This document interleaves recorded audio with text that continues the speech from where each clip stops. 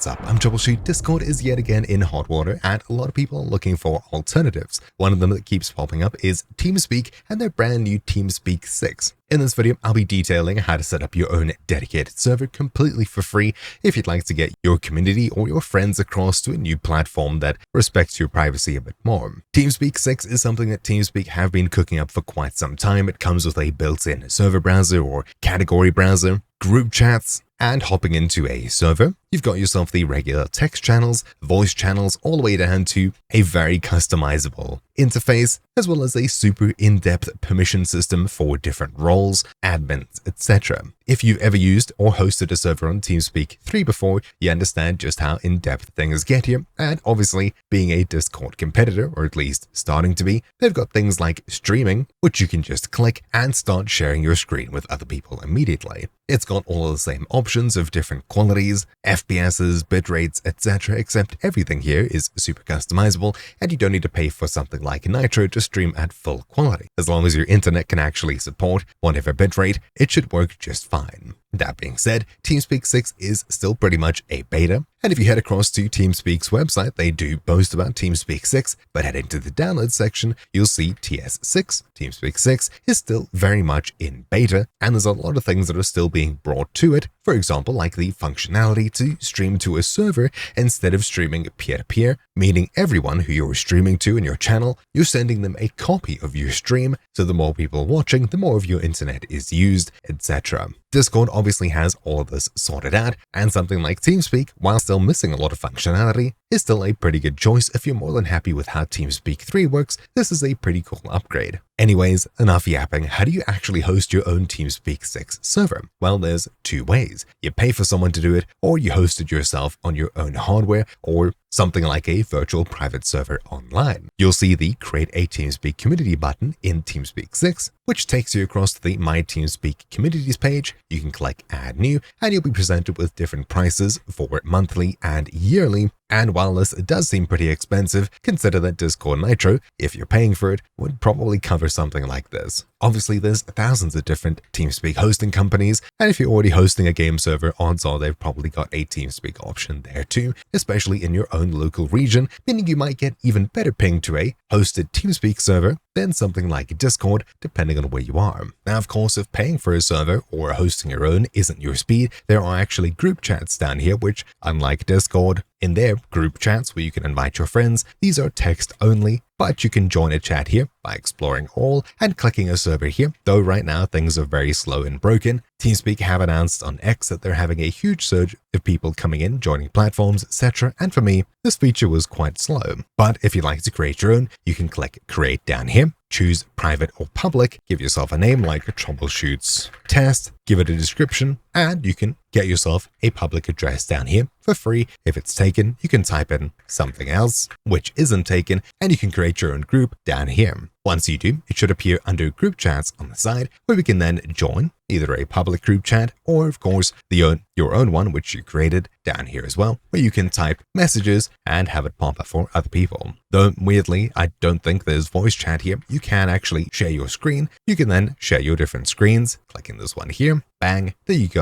I'm now sharing the screen to anyone in this group chat. A little bit odd, but maybe I'm missing something. There's pinned messages, info, which we can customize here, including who's an admin, moderator, etc., invite people and kick them, and a settings tab on the far right where you can customize notifications, topics, etc. While super basic, anything more you'll definitely need to connect to a server or set up your own. In order to set up your own server for free, you'll need to download the TeamSpeak 6 server from GitHub, which while it is on GitHub, it isn't open source. But besides that, heading across to the releases section, clicking the latest release here, you're able to download a copy for Linux or Windows and get your server running in no time. If you're familiar with using Docker, they do have a Docker TeamSpeak 6 image, which I would highly recommend, as it's probably one of the easiest ways to get started. But obviously for this video, I'll be showing you a super simple version using just plain Windows. Downloading the Win64 zip, I can open it, and inside of this folder here, this is everything for your TeamSpeak server. Just extract the TeamSpeak server to somewhere like your desktop, for example, which you can then very easily open up, and there you go. To get your server going, just double-click tsserver.exe and accept the prompt when it pops up. Bam! Once you've done that, your server is now running, and you'll get some information here about logging into your server and getting yourself admin privileges so you can change settings on the server, create channels, etc. Just make sure to copy these and save them for later, and whenever you're ready to shut down your server, when you're done, you'll notice that it starts up in your start bar at the very bottom, in the bottom right. Right over here, I've got a TeamSpeak server icon, which we can open up at or exit. For now, I'll leave this window open in the background, and our server is currently running if you see it in your taskbar. If you have any issues, there is a logs folder here containing a running log of your server. If you happen to get any crashes or anything, which is pretty unlikely for a fresh server. If we just open up TeamSpeak 6 at the very top left, search or connect, just type in an IP address here, and as it's running on the same computer that I'm actually hosting the server on, I can just enter localhost or 127.0.0.1 and click it. That's it. We're now in our own server hosted right over here. When you join a server for the first time, you'll see, is this your TeamSpeak server popping up at the very top? I can expand this, and it asks us for a privilege key, which we can use to become an owner on the server. If we just copy the server admin privilege key from here and paste it in, bam, just like that, we've now got access to a permissions list where we can edit server groups or channel groups like server admin, and you'll see just how many permissions there are here. Compared to something like Discord, it's super in-depth for absolutely everything you can imagine. If you've ever set up a TeamSpeak 3 server, this is basically the same. Everything from modifying your actual server to channels, groups, and different client options through file transfer options where you can change how much people can upload, how fast, etc. Super in-depth, and I won't be running through that here, but as you can see, we're on the server and we've got ourselves the server admin group. In the future, you can just right-click people when they connect to your server and assign groups under server group or channel group right over here. You'll also see Channel Commander, which gives you priority voice chat over other people. If you used TS3 before, it's basically the same. And Connection Info, where you can see your info about your connection to the server, how much data is used, etc. We can also set an avatar here, which should show for everyone on the server. And at the very top, I'm currently AFK. I'll alt-click, I'll come back and let you have it. I'm not speaking on the server, and if someone else were here, they'd hear me. Obviously though, our server is a bit empty. You can right-click the banner for the server at the very top and choose one of many options, or click it and get back to this page here where we can manage banned users, privilege keys if you like to give someone else admin on your server through them just claiming it. You can give them different groups here, like a server admin key, create, and then someone can just use this key here to get admin on our server. Temporary passwords if you like to set a password for your server or different channels, you can do so here. Server icons if you'd like to customize your server, and a client list to see everyone connected to your server, how long they've been connected, etc. To edit our server, we can right-click the banner and choose Edit Server Settings, where inside of here, we can change the server's name, so Troubleshoots Server. We can set a server-wide password and change the maximum number of users. Right now, the cap for users is 32 on a server, but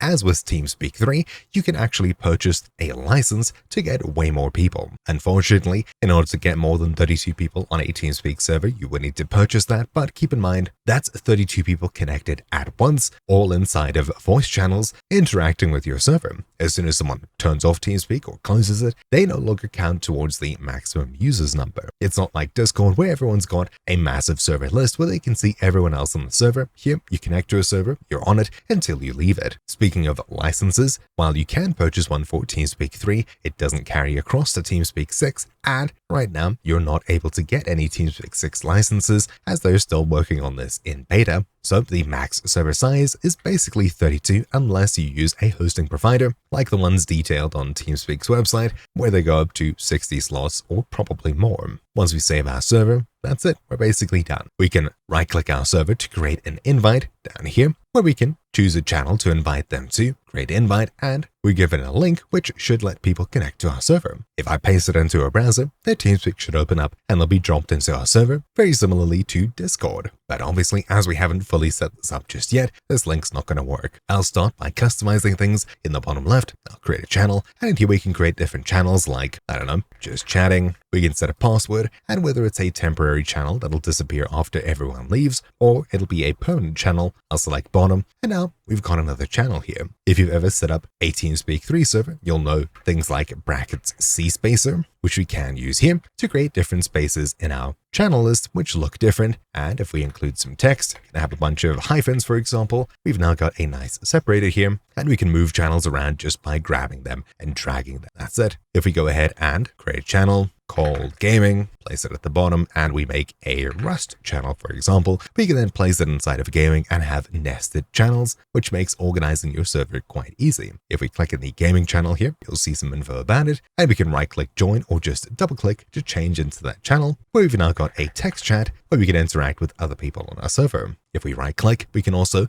edit the channel and change everything from the bitrate all the way to the max, or we can change to something like the Opus music configuration, which uses more bandwidth but sounds even better. While TeamSpeak 3 does have more options than this is more than enough for basically anyone. Once saved, bam, it's applied immediately. We can also right-click a channel and choose Browse Files, where we've now got a file browser very similar to TeamSpeak 3's, where we can upload files for other people to use, create different folders, etc. If I drag an image into this folder here, bam, it's uploaded and it should appear on our server. There you have it right here. We've got an image, which we can double click to download, and it should go to your downloads folder where you can then open it up and interact with it. Basically exactly the same as TeamSpeak 3. Now, while this breakdown is super basic, if we change away and change back, you'll see that the text here is persistent. And if we go ahead and leave the server by hitting the X over here, then we join using localhost this time, we can rejoin gaming, and there's our messages here. Something that TeamSpeak 3 doesn't have is persistent messages, and here it actually does have them, or at least I would think, as long as you're connected to the server. Super simple. If you use the TeamSpeak, this is basically the same, just quite a bit better. Obviously, if we stream down here, we can stream our screens or different cameras in all different qualities as you'd hope. Now again, I did mention the whole peer-to-peer streaming thing and the inability to use server streaming, which sends your video stream to the server that's hosting your TeamSpeak 6 server and then bounces it to everyone else instead of using your internet upload speed for more people connected watching your stream. It instead uses the servers, which of course Discord handles in that way. If we hover over this, you'll see that we can change this in the settings, but right now it's obviously not implemented, at least as far as I understand. If you'd like to customize your server, you can do so by creating a configuration file. For example, tsserver.yaml. If we copy this, and in our server folder, we make a new text file called exactly that, removing everything including .txt. I'll choose to change this, and if you don't have .txt or anything showing, you can head across to View followed by Show and make sure file name extensions and hidden items are both checked. On Windows 10, there's a View tab at the very top, and these two should be tick boxes on the far right. You can then open this up with any text editor like Notepad, and we can start configuring our server with quite a few different options like all of the ones down here in the example configuration. Everything from changing the file transfer port to set up a database. If you wouldn't like to use just these files over here to hold everything important to your server, you can instead hook it up to a proper database like a MariaDB database, where you can keep things more securely and more permanently. You can also change different server query options if you'd like to enable queries, which I'm pretty sure you can use for things like getting it listed publicly and appearing on different websites like those where you can vote on different servers, see how many people are in it, etc. And if you just copy everything here or add to your custom configuration file as you want, you can control things quite granularly on your server, but keep in mind, you'll need to actually set the config file option, which, if we copy this, we'll have to make ourselves a new launch file, so something like a new text document, we'll call it start.bat, and inside of here, right-click Edit, we'll say the name of the server, which is tsserver.exe, space. Then we can add options like config file, pasting that in here. We'll say tsserver.yaml, which we just created. We can paste it in here, save this, and whenever we use start.bat to start our server, it'll now use the configuration file that we just made. You can also use it to change any of these other options here, as you can see, using these double hyphen arguments. Now, in the future, when you'd like other people to connect from different networks, all that you need to do is open different ports on your network, and if you have to, port forward. File transfers by default are on port 333. The query port is 180 and 122. And the default port for your actual server is port 9987. While I haven't expanded my articles page to have all of these links put out nicely for you just yet, when I do, you'll find it linked down below.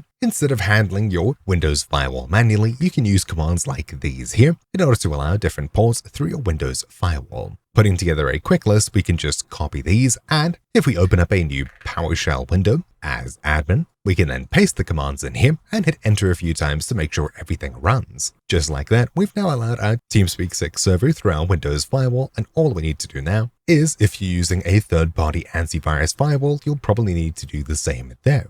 If it's just Windows firewall between you and the internet, all we have to do now is port forward or use a third-party program like Tailscale, where we can just connect friends together instead of having to go through the whole port forwarding rigmarole. But if you're happy with port forwarding, just sign into your router using probably the password and username on the bottom of it, head across to security and port forwarding, application forwarding, or something along those lines, and enter in the ports here. Usually you'll need to enter them once under external or internal. For example, the voice port is 9987 using EUDP, so that's what I'll paste in here. And as I'm required to enter it twice, I'll do that here. Then protocol I'll set to EUDP, and we'll need the local IP of our computer. If you've still got PowerShell open, you can tap into that. Otherwise, hit start and type in something like command prompt or CMD, where you can use the command ipconfig, one word, to see all the different networks we're connected to or have been connected to. Scrolling up, you'll find the way that you're connected to the internet. In my case, it's an Ethernet cable, and my local IP address for my computer to my router is this one here, 192.168.1.51. As I only need to enter the last few digits here, that's what I'll do. So 51, add, and there we go. We've now port forwarded the voice channel so anyone over the internet can connect to my server and speak in it. All we need to do is Google what is my IP, and as soon as we do, we can give that to other people and they're able to connect to our brand new TeamSpeak voice server. To enable file sharing, we'll need to port forward 333 and server queries 180, and if you wish SSH query 122. That's it. Your server should now basically be fully configured and ready for you and your friends to hop into and interact on basically straight away. While it's not quite as polished as Discord, it's still very much in beta, and there's a lot of things coming to it, which hopefully they do hurry up and finish creating, as Discord is cracking quite a bit at the seams. That being said, if you've ever used TeamSpeak before and you're happy with it, give TS6 a try, as it's a pretty good alternative with quite a few nice quality of life features and improvements that I'm pretty sure any TS3 user is definitely going to find quite nice if you're not a diehard TS3 user, which of course you can still download and host your own TeamSpeak 3 server if you wish, but obviously there's no video calls or anything like that here. But yeah, hopefully you found this video useful. Thank you for watching. My name's been Troubleshoot, and I'll see you all next time. Ciao.